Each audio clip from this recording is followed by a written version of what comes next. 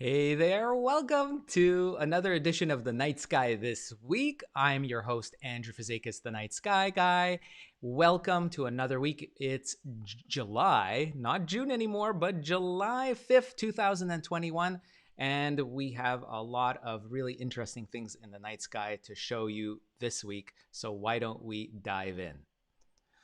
Welcome to all of you watching wherever you are around the world. I've got the chat room open, comments coming in from all around the world. Love to see all of you chiming in. We've got folks from Turkey, from the UK, New Jersey, Morocco, Oklahoma, very nice, Miami and Ireland, Botswana, fantastic, and San Diego as well. Oh, I'm so happy to see all of you guys everywhere around the world. I hope you're getting some clear skies and you get to go out and do a little bit of sky watching. This week, we're going to be talking about deep sky objects, particularly constellations, and introducing you to perhaps things in the sky that you haven't seen before. So why don't we check out the planetarium program? Right off the bat, here is the sky for July 5th, 2021. It's really the kind of sky you'll see actually right after your local sunset. Depending on where you are in the world, this view may be skewed slightly. I'm got this set up in mid-northern latitudes in the northern hemisphere. So that's what the orientation is like. But these objects are all going to be visible around the world wherever you are. And the relationships between the different stars and planets are going to be very similar all around the world as well. So what we have here is the setup looking towards the western sky just after sunset. And what you'll notice are two star-like objects. That's what's going to greet your vision, looking low to the western sky. The brighter star is actually the planet Venus, and it'll be super bright. It'll be the first star that'll pop up in your vision soon after your local sunset. I'm talking about maybe about 15 minutes, a half hour, something like that, depending on what your vision is like, how much haze you have in your local atmosphere. That will determine how soon you'll see Venus pop into view. Now, that will be the first star-like object that you'll see in the evening sky looking towards the west as it's darkening after your local sunset. And if you look very, very carefully, you'll notice soon after you've seen Venus, look towards its upper left corner, just off to the side of Venus. You'll see a much fainter star-like object pop into view. Maybe it'll take maybe 30 minutes to 45 minutes after your local sunset to really see this with the naked eye, and that will be planet Mars. It'll have a distinct orangish hue. It won't be a white star-like object like Venus is, but the planet Mars will be visible very close to Venus after your local sunset. Now, these two planets have been hanging around for our last few weeks, and they're actually converging and getting a little bit closer to each other as the days and the weeks have been going closing in July. Mid-July is when really they'll be at their ultimate closest, and you'll see next week them. Basically, the two planets will appear almost like to kiss in the sky. Planet Mars and planet Venus will be next week. So this is kind of a preview, and what I'd like you to do is keep your eye on the western horizon to look for these two planets that look like stars, very easy to see, even if you have light pollution where you are. As long as you've got clear skies, sometime this week, you get to keep an eye on these. And it's neat to watch it from night to night as well. Because if you see, if I put this forward in time, you'll see that this is Tuesday, Wednesday, Thursday, Friday, right? Saturday, look at that. Sunday, and by next week, Monday, they'll almost appear right next to each other. And even the moon, crescent moon, will be in the game as well by next week. So I'll talk more about this next week's episode as well. But that is what's coming. And if you keep an eye on it from day to day, you will get to see these two planets slowly converging closer and closer to each other. It's a really neat thing. It's all week long, so don't miss the Mars and Venus conjunction that we're approaching this week. So that's something to keep in mind. Now, also in the early morning skies, you'll see, let me put this into the early morning, and we'll just at sunrise, looking towards the east, there we go, you'll see Mercury.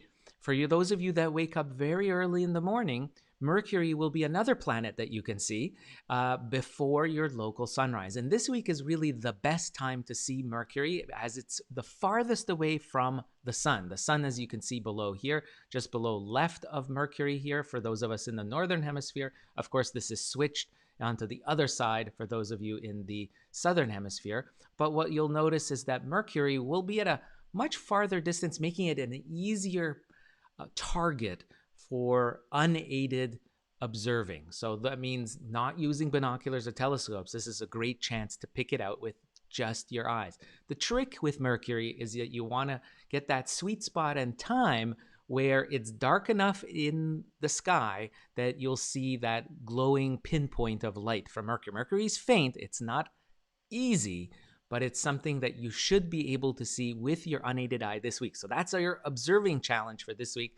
In the early morning skies, maybe about a half hour, 45 minutes before your local sunrise, I would say closer to 45, maybe even upwards an hour, you'll be able to pick out that Mercury. It'll be that faint star-like object hanging low in the eastern sky for you. So that's going to be neat. And then what will be very interesting is this week, if we hop to Thursday morning, look what happens by Wednesday and Thursday. Look at that. Wednesday morning, the moon is going to be above Mercury.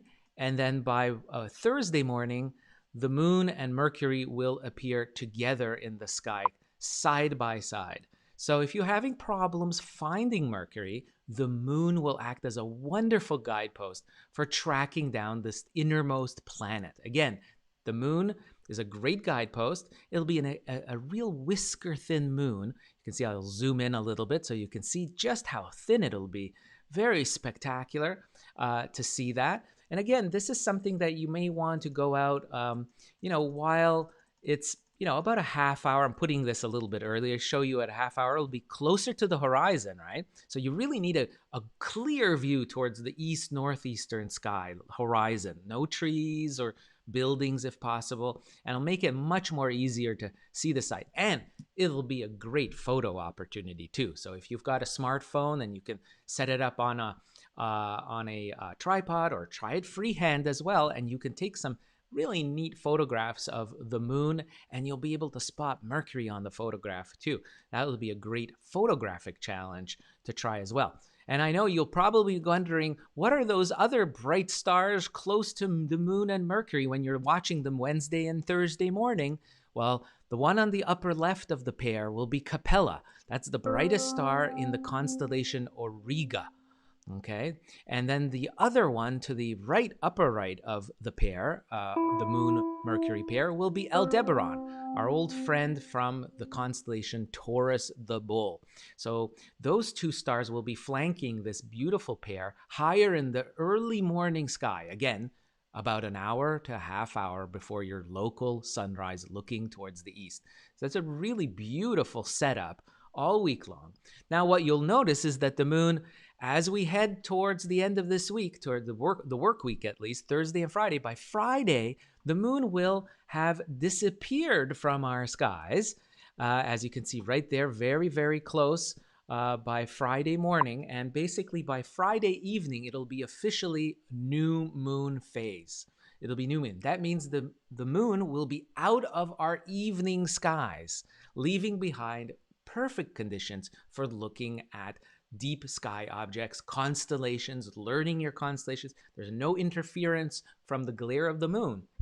So if we go back to a sunset and we look at maybe a couple of hours after your local sunset, so we're talking about maybe 11 o'clock at night, 10 o'clock at night, where it darkens, especially those of you in the higher northern latitudes, it takes a long time before the glare of the sunset kind of washes away and leaves behind a darkened sky.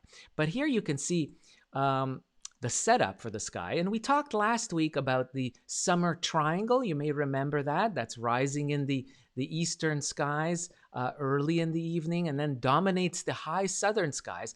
And what was really neat about those three stars, here you can see one of them is called Deneb. Then the one up here is Vega. There you go. And then the one down here in this eagle, Aquila, the eagle constellation, that one is called Altair right there.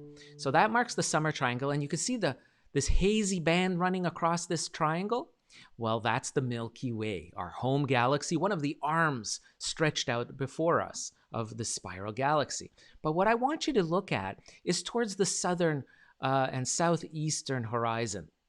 There's another group of constellations that are very prominent for us, of course, those of us that are in the southern hemisphere, but in the northern hemisphere, we have to wait until the summer season to really see them closer to our horizon, the southern horizon particularly. They dominate that part of the sky in the evening time in the summers. And those two constellations are Sagittarius and Scorpius. Scorpius is a really neat constellation. It's dominated by one brilliant star, and that's called Antares. It is a bright orange star, a giant star, about 550 light years away. Now, I want you to take a look for that. This week is a fantastic time to look for the Milky Way because the moon is out of the way and to see treasures that are buried within the Milky Way. And one of these other constellations that also are prominent near the Milky Way is the Sagittarius constellation right here. And what I want you to look for, while the entire constellation is not the easiest to make out, there is a part of it that is definitely something you can see with the unaided eye. Even in mildly light polluted parts of the world, you can see, and that is what we call the teapot configuration. So let me just bring that here into view. Let's see if we can bring that. There's the teapot. Come here in orange. You can see it's all marked out. So you've got the spout of the teapot here on the right. You have the handle on the left, and then you have the teapot lid at the top, all made out from these bright stars, fairly bright, naked eye stars. And it's called the giant teapot or the celestial teapot. And what's really neat is that it looks like there's steam coming out of this teapot. Now, of course, the steam is the Milky Way that looks like is coming out of this hot brewing teapot. That steam is in the form of millions and millions of stars embedded in our Milky Way. They're so far away that we can't see the individual stars, but we see the combined light of all those stars in the form of these faint ghostly glows. And some of this looks like steam coming out of this giant teapot. So it's a beautiful configuration. This is something this week is a perfect time without the moon interfering with the bright glare to spot the giant teapot in the sky. And next door is Scorpius. And I want you to look for that star Antares. Antares, this giant orange star, which, by the way, means in ancient Greek that it means anti-Mars. Ares was the name of that the ancient astronomers gave to Mars, and Antares means anti-Mars, the rival of Mars, because the orange color of Antares reminded them of the orange color of Mars. And remember, you could do this yourself. You can look for Mars soon after your local sunset this week, with it being close to Venus, right? Remember that. So you can compare the colors. If you wait later into the night after sunset, first you see Mars, then you can see Antares. And Antares is really neat because it's a guidepost for finding nearby things in the sky that are we call deep sky objects. And one last thing that I wanted to point out this week for you is trying to find one beautiful deep sky object is M4. M4 is a globular cluster. It's a city of hundreds of thousands of stars all huddled in a ball-like configuration.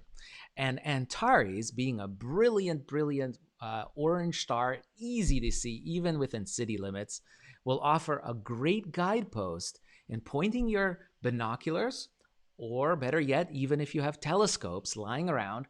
Here is an easy to find deep sky objects thanks to it being close to Antares. It's called M4. M stands for Messier, from our friend Charles Messier, this 17th century French astronomer who was actually looking for comets and compiled this wonderful catalog of some bright objects that he found through his telescope. And this is the basis of some of the brightest, most fascinating things that backyard sky watchers can see. And M4 is a globular cluster that is 39,000 light years away. Let me see. Let me just point that here. 7,200 light years away is the distance of M4, the globular cluster. And what does it look like? Let me show you a beautiful picture of this taken by a backyard astronomer. Check this out. Isn't that gorgeous? So here we are at 7,200 light years away. It's actually one of the closest of all globular clusters. What you're looking is a city of stars that are in a ball configuration. We know of a few hundred of these, and I do talk about these every once in a while. They're scattered around in the sky, and they represent some of the most beautiful things you can see through a backyard telescope. Some of them are brighter, some of them are fainter and needing large telescopes. But this is one you can spot with binoculars as a faint, fuzzy little blob next to Antares, the bright orange star. But if you have a telescope, you can start resolving some of those stars around the edge of the view. If you have a large backyard telescope, you can even resolve it down to the core, seeing the individual stars peppering that central region of M4, this beautiful globular cluster that's right next to Antares, the eye of the Scorpion. Scorpius constellation, this giant stellar arachnoid with its stinger being marked out by a curve of stars. Again, all this action is playing out on the southern sky late at night once it gets dark. So anytime this week, the moon is going to be basically out of the evening sky. So check this out. Scorpius, and then of course the giant teapot that marks Sagittarius. Two beautiful objects, and we'll be diving in more deeply into Sagittarius in the coming weeks as well. There's lots of things. Just scan this area with your binoculars and telescope, and you'll be having a ball, hours and hours of fun. Just make sure you're comfortable, laid down on a reclining lawn chair with binoculars, or get really nice and comfy looking through a telescope, and you'll see so many things through the Milky Way this time of the year. So don't miss that out. So thanks again for tuning in. I hope you enjoyed this episode of The Night Sky This Week. I'm on every Monday. And if you like these videos, please show your support by giving me a thumbs up and subscribing to my channels, whether you're watching on Twitch, YouTube, or Facebook. And of course, I'll be posting some sky charts and other links to all kinds of interesting astronomical information on Facebook, Instagram, and Twitter as well. And until next time, I wish all of you guys clear skies. Bye-bye.